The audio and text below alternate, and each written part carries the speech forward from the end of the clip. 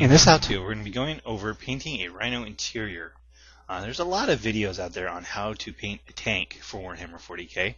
There's not a lot, I don't think there's anything to give you any ideas for painting a Rhino interior. And while painting a Rhino interior is not that important and it's not going to make or break your army, if you're going for some high painting scores, it's definitely not a bad idea, and it's really not that hard.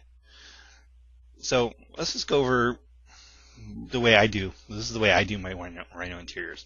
First of all, is I do as much assembly as I can.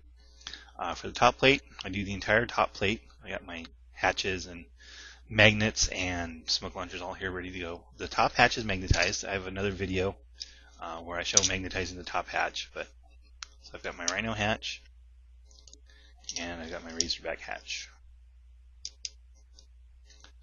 So that's the top part. This is probably the part you're going to be spending the most time on. So no matter what you do, I would definitely recommend keeping this part separate so you can get to little details, making it easier to paint.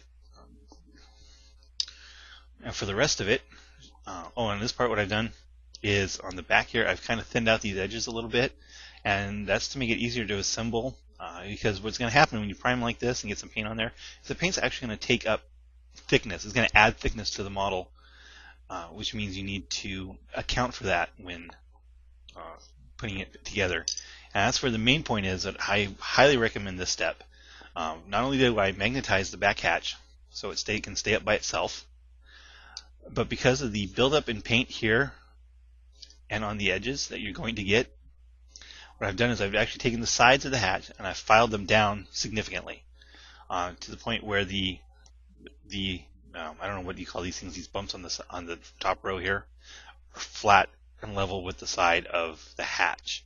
It's actually quite a bit of plastic that I filed out of the way. And the point is, though, if you don't, what happens is this hatch is actually a pretty tight fit to the back of the tank once it's assembled. If you don't make room for the paint, what's going to happen is the door is going to stick and it's going to scrape up your newly done beautiful paint job, and we don't want that to happen. So just removing some of the thickness of plastic leaves room for the paint to be in there.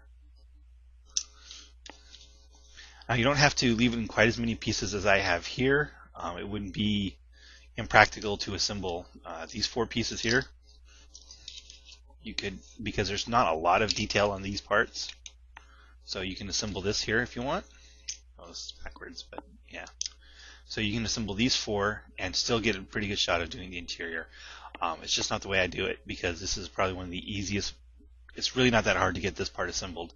So it's really not worth the effort, in my opinion, when it makes it so much easier to get to the detail. Now most of this is going to be really simple. I'm going to give it color, give it some shading and some highlighting, and that's it. But I'm going to show you how I do it. So in part 2, and the next thing, is picking a color, a complementary color to your external color.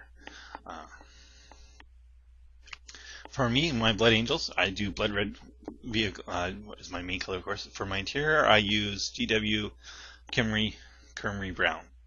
It's a nice tan, and I think it just looks excellent with the bright blood red of the tanks. So that's it for part 1. So I'm just going over some tips when assembling your Rhino to get it ready for painting the interior. In part 2, I'm going to have the color on it, and once the color's on there and dry, we're going to be going over the shading and then highlighting. Thanks for watching.